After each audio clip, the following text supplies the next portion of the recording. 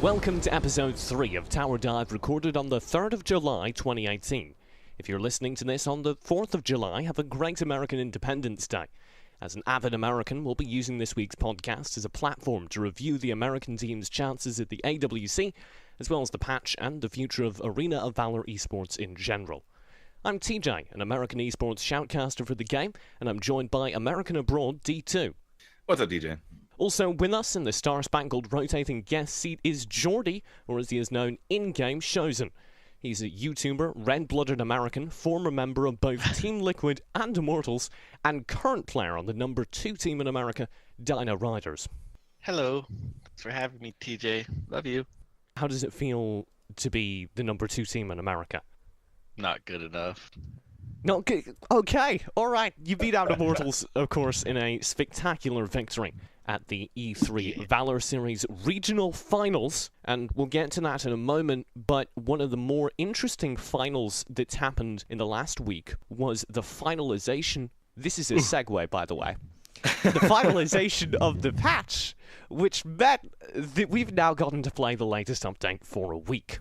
If you have been playing it, like I have, what's one thing that's really changed due to the patch? Butterfly feels really good. She's not all in. She's not, if I get this kill, I'll wipe the entire team. And if I don't, then I'm completely screwed. I like where she is right now. And I think, in general, a lot of the changes were a step in the right direction. I would like to drop a little counterpoint. Butterfly feels really bad to be on the receiving end of, because I can't kill Butterfly anymore. And that's pretty upsetting. Why does she heal without killing? I think that's a good segue, though, because I was going to ask you guys about what characters you've been exploring, thanks to the recent changes. I saw a video clip, it was sent to me via Twitter DMs, of a guy two-shotting a tower as Rourke. When they fixed the bug in the patch that changed it so that his armor break properly applied, has that really broken him to that degree, or are people just building him better?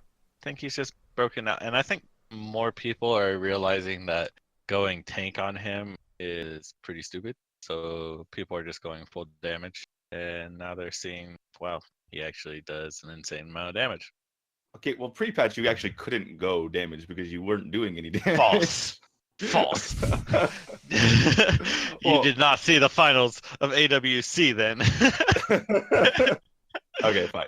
But now you can do both, right? Now that he has just more damage in general and his passive actually works, you can go tank and, set up yourself to do more damage over time and kind of be like a brawler, or you could just completely blow people up with an AD build. I think in solo queue you can do both, but I think in high competitive play you're setting yourself up for failure if you're not going full damage.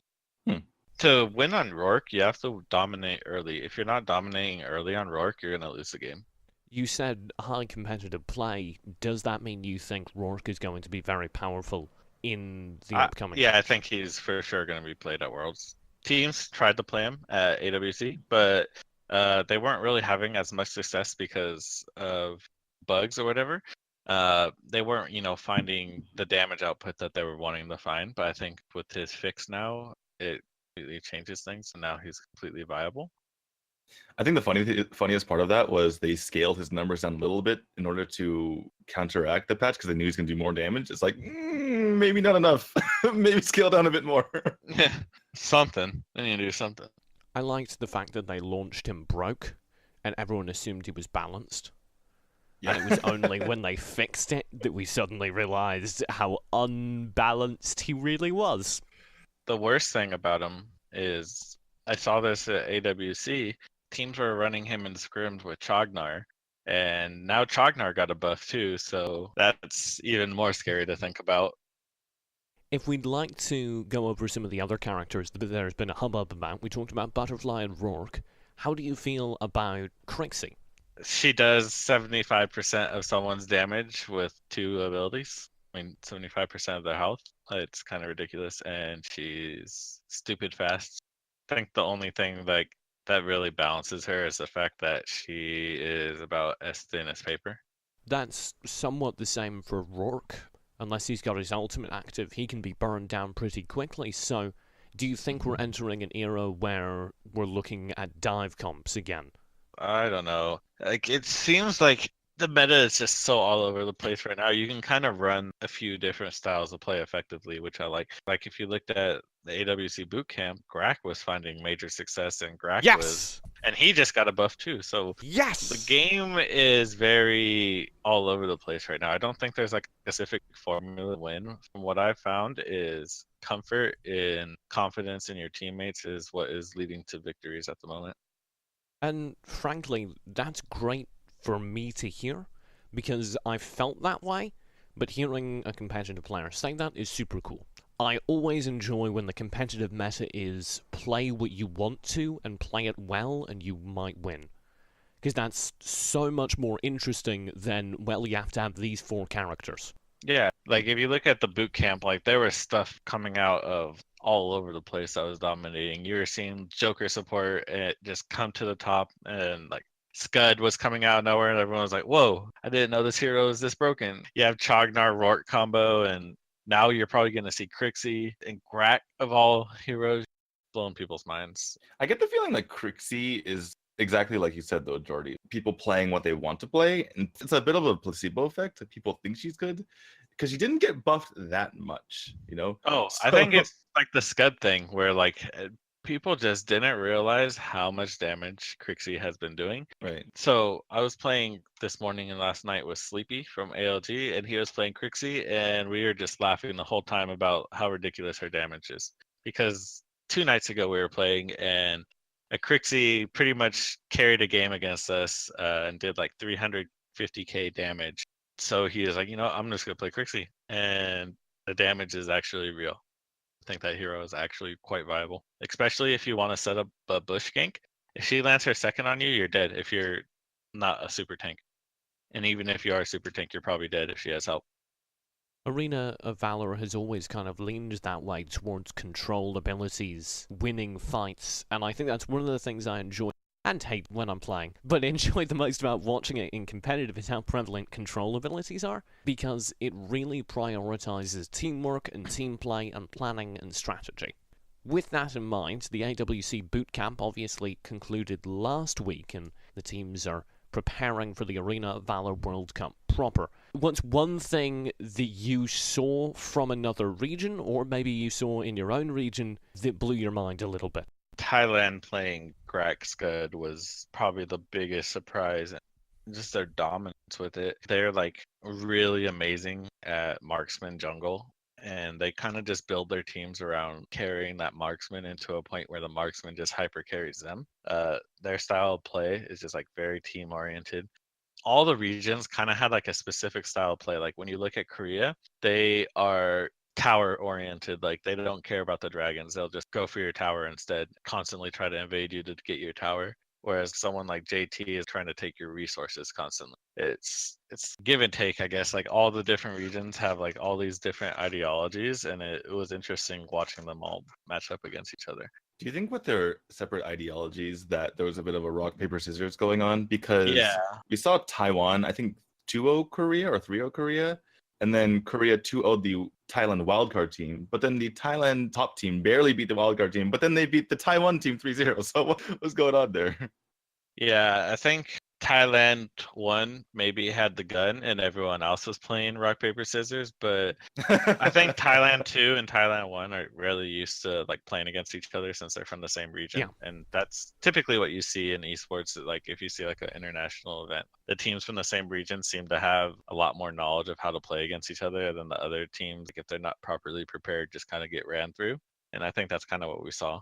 And I'm very excited to see that World Cup because it will be, I think, a moment where we finally get to see the upper limit on all of these teams. One of the things that I noticed during the AWC, of course, I also noticed the Grak. I've been playing a ton of Grak recently because he's just damn fun, and Team Thailand justified his existence on the world stage, so I'm an instant fan of them. The other thing I noticed, especially from Team Thailand, was I feel like the builds coming out of several of the Asian region are more, I don't know if deliberate is the right word, than the builds I'm used to commentating Western play. Yeah, that's one thing you'll definitely notice. The only, like, very few teams in the West were, you know, thinking about their builds like that. I would say, like, us and the ALG. It wouldn't even be everybody either. It was like a few players. Some of the players kind of just like have their build set up and just go. I know for me, for example, I always build and shop. I rarely just click my items. Like I'm always pre-ordering what I want, especially when I'm playing side lane because so much of the matchup relies on it. But definitely when you see all the Asian teams, they're building in the shop. They know what they want based on the matchup.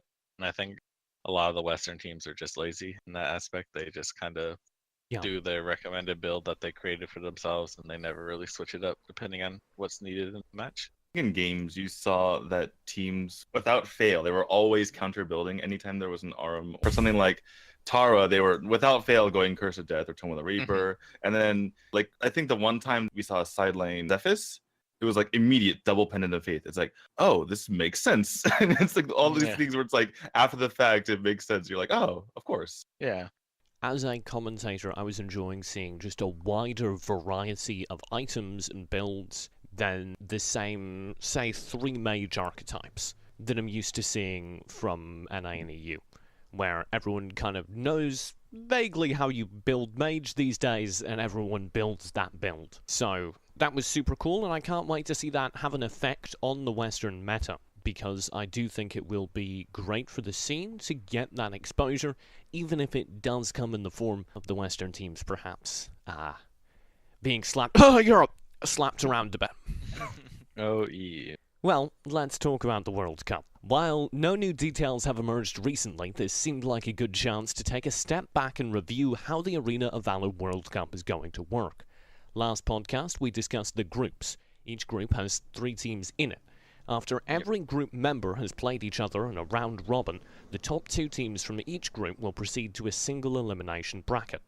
While broadcast details have yet to be announced, my understanding based on the dates they have announced is that the group stage will likely be played in an isolated studio, while the final bracket will be broadcast live from the Chinese Theatre in LA on July 27th and 28th. So, I had a couple questions for you as players of the esports games, either current or past, in the case of Daniel, who's a tad washed up. Do you think the stage/studio environments will provide different results just because they are different for the teams, or is everyone playing an AOV experienced enough that it won't really affect things? I'm not sure. I think a lot of the teams here at AWC play better on the stage, to be honest with you. I think that's probably why they're here.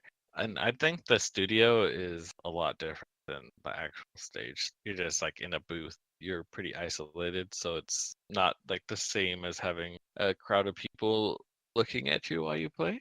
I think it's just going to come down to what teams are better prepared. That's for the good to hear. Groups. Because the group stage is, of course, what's being played offline, or off stage.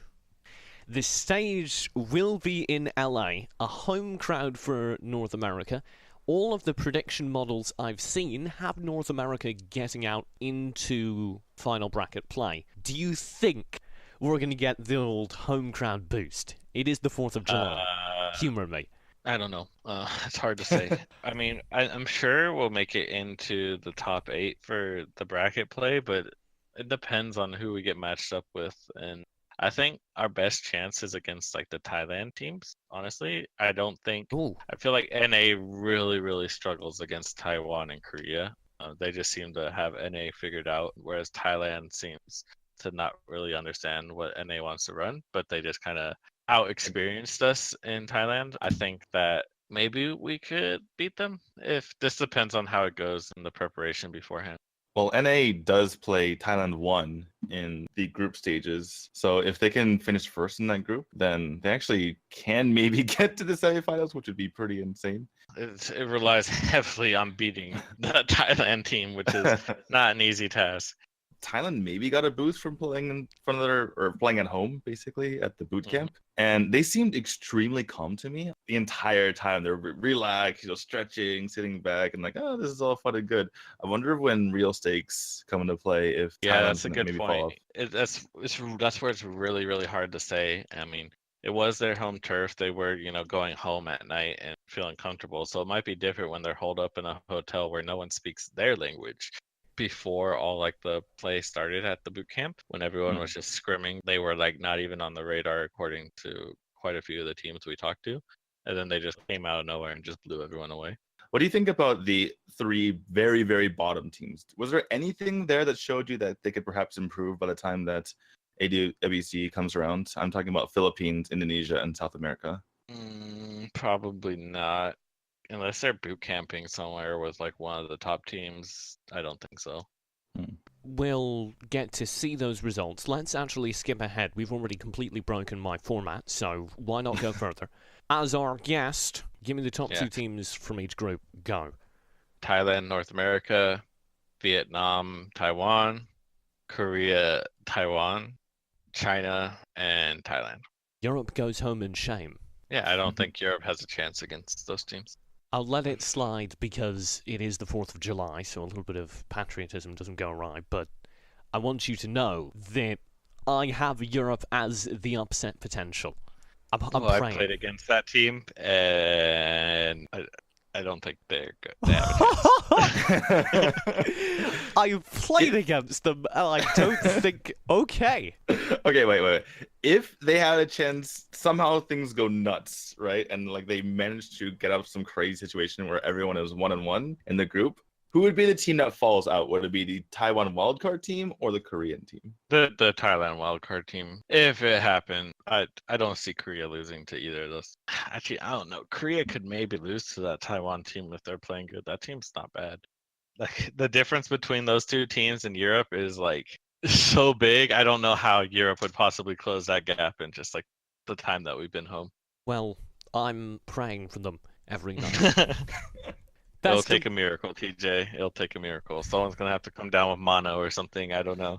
Multiple teams. Historically, Europe is home to a lot of miracles. So I have faith. In European lore, at least. Yes, granted, the Europeans also wrote most of modern Western history, but I'm sure that has nothing to do with it. Voting for Sherco Mans, though. I mean, I hope they win, but I hold up. Never mind. We're breaking the format again. Now I need to know what was going on with Sherco and Sleepy at LAN. It was just love at first sight. I was seeing so many adorable pictures. And it wasn't just one, it was a lot from a lot of different sources. Yeah, they were, good friends. Sherco is just one of those people that just sweats out confidence, I guess, like he just walks up to you and will start a conversation for 2 hours and never stop talking. And he's really good at that. And Sleepy is kind of the opposite of that, where like he isn't all that talkative, they just kind of mesh, good friends. To break TJ's format even further, do you think that some teams will try to just forego trying to win and go for the creative prizes? Because there's a $5,000 prize for most tenacious team and most creative team and best support. There's a $3,000 prize for that. I feel like that kind of was started by Thailand with their Grax Good. I don't know if they actually play those heroes or if they were like, no, that's what we're going for. Pura. Unfortunately, I don't think we're going to be seeing any Puras, but... Sorry. I'd give that award in an instant. TJ, who do you think was the best support? That Pura! Anyway... This is the composition I want to see. I want to see a Morin jungle, a Pura support, a Maganga mid... Oh, this sounds so good. And a Lubu Tara side lanes. Oh my god, actually Lubu Tara side lane are great. All heals. Let's go. That is terrifying. Thank God Tome of the Reaper exists. Let's talk about Europe a bit, though. We talked about some European miracles. Right now, they're in need of some, not just in the AWC proper, but maybe for a potential Valor Series Season 2 or whatever comes next for Arena of Valor Esports. From what I hear, none of the teams that existed prior to the AWC currently exist. I don't know how much I can say, so I'll keep things vague because I don't know what's been announced and I don't want to out anyone's internal drama. Team Noob has been broken up. The current state of Team Noob is minus a few players, but the core of that team is together. Nova Esports, God knows what's going on with that original Nova Esports roster, They're currently signed with Nova Esports, but I know that Nova Esports are also picking up new players. Vitality is also making major changes with a drive to, and I quote, create a EU super team, picking up perhaps the players that are being dropped from Nova and former Team Noob. I want to know, at the end of all that shuffling, do we have a better scene or a worse scene? It's hard to say. There's a bit of an ego problem for EU, I think. They thought they were very, very good.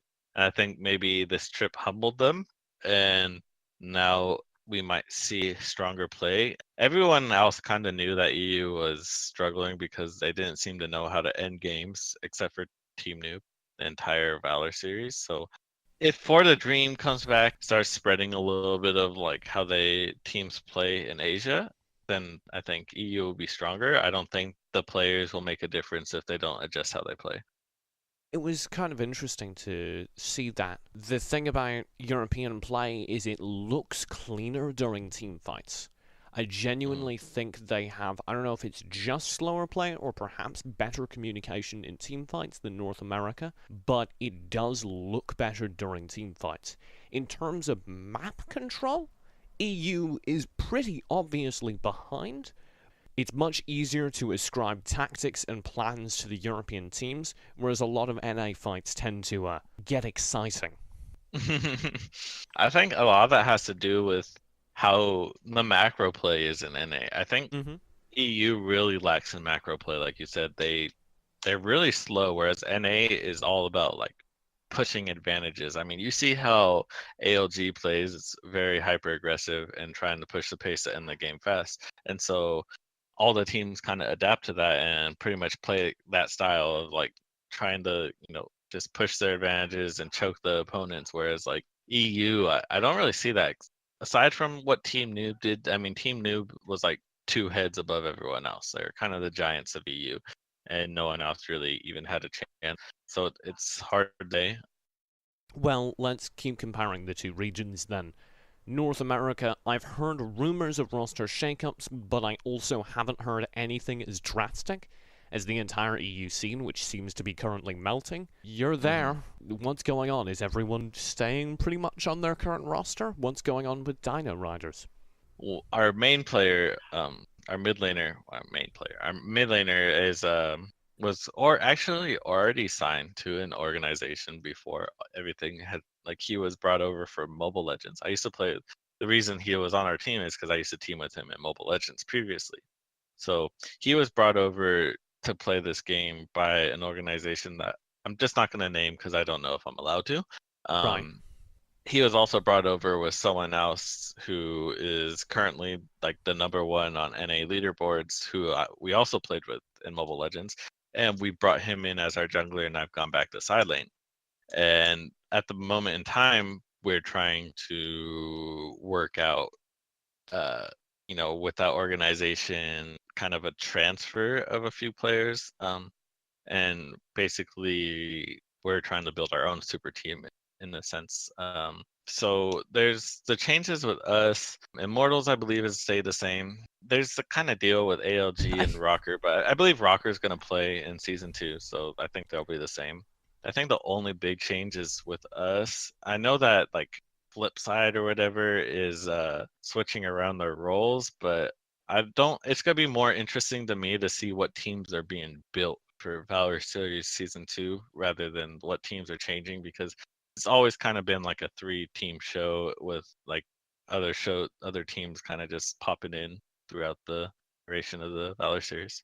Yeah, and that's one of the most exciting things about the future of AOV esports is, to me, the teams of new players that are being built now, not necessarily the teams that are being reassembled from the players that have already started.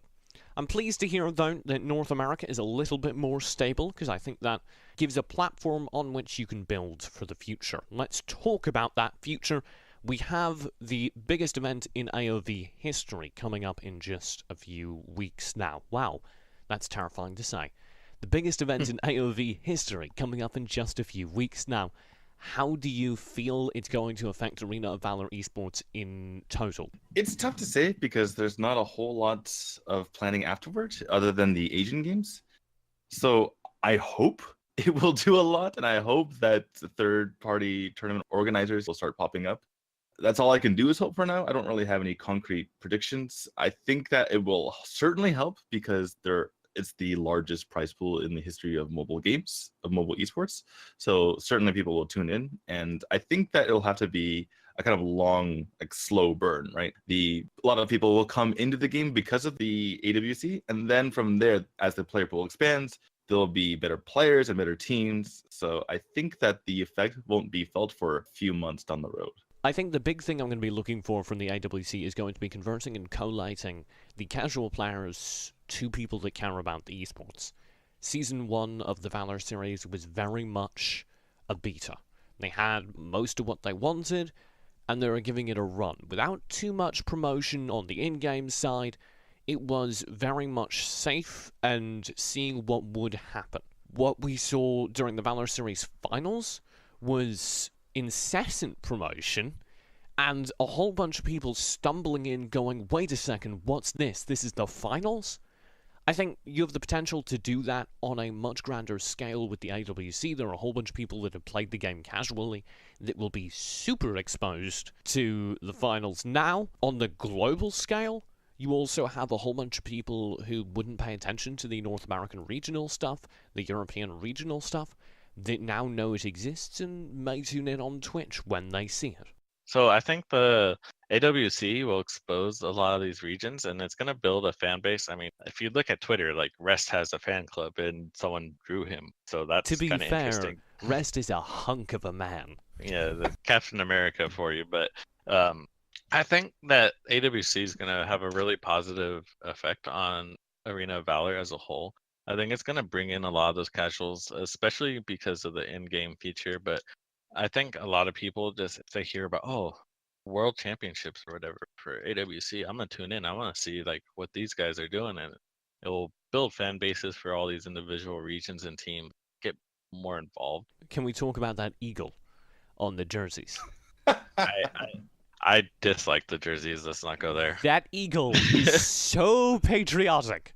That eagle is ready to fly through a cannon barrage in an Apache helicopter with an American flag trailing out behind. Also, see, I would have felt better if we had an Apache with a rifle helicopter in as his our beak. logo. Sorry, continue. I think every other logo except for ours is cool. They just decided, you know what? Let's give this eagle a top hat, and I was. He like... looks so good and cute and adorable and patriotic and manly. Man, they could have given us like a cougar or a bear. You know, a wolf. Could we have gotten a wolf? Things, like I don't see a wolf. Things are instantly emblematic of Team America. I see an eagle in a star-spangled top hat, and I think America. I think the team that got screwed over was Thailand 2. Like Thailand 1 had this amazing looking elephant, and Thailand 2 was like this little cartoon caricature of an elephant, just kind of like a circus elephant, kind of. It was like it's Thailand 1 got the way better elephant. A big elephant that sits on stuff, or do you want a pygmy elephant that can do tricks? I like the tricked elephant, actually. Yeah, exactly. China honestly got the coolest one. China and Korea both have very cool goes. And you know, I mean, China's got a dragon, man. You can't beat that. Wasn't it like a half dragon, half like tiger or something? It was like a hybrid. Korea has the tiger. China has the dragon. So the other thing to note is the only team logo that has a human on it is Team Europe. They have a nice and shining armor. Oh no. I actually like Europe's logo as well. Like they got a knight. Like we got an eagle with a top hat. Yeah, but that eagle is man. cooler. I am a fan of the knight, but that eagle is 1,000 times cooler than anything else. Take my word for it. Wait, that makes me think. What would have happened if Canada won North America? Not that there are any Canadian teams in the Valor series, but if there were and they won, they would have just had a maple leaf. A maple leaf. A moose. A moose with a maple leaf. With a moose. A moose wearing a maple leaf, and nothing else. Just placed strategically. That would be weirder if he was wearing clothes, to be honest. If it was a fully clothed Moose, I think that would be weirder. I know. I think our predictions for the World Cup are clear. Excellent analysis, boys. Thank you so much for listening. If you wanted to find the member of Dino Riders known as Shozen or Jordy anywhere on the internet, where would you do so? My Twitter is at @DrShozen. My YouTube, you can find me at youtube.com/JordyGT. And you could also check in this YouTube, which is AOVDR, which is the Dino Rider YouTube, where our team collectively uploads videos as well, with guides and whatnot. You have a team YouTube? Yeah, That's so cool. Thank you so much for listening. Of course, my name was TJ, and as regular, I was joined by the wonderful D2. You can find him anywhere on the internet at D2HS. I myself am available on all platforms as Esports TJ, Twitter and Twitch included. Thank you so much for listening. We may be a bit busy next week as we're still unclear on our personal schedules, but we'll be sure to keep you guys updated if you keep an eye on both of our Twitter feeds. Worst case, it may be a week or so before we can upload the next episode, but thank you for listening regardless, and I hope to see you next time.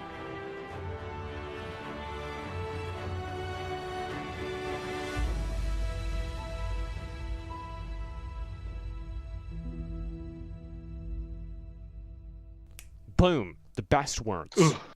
Hire me music. as a president. As our president. I don't care of what. I'll be the president of your book club.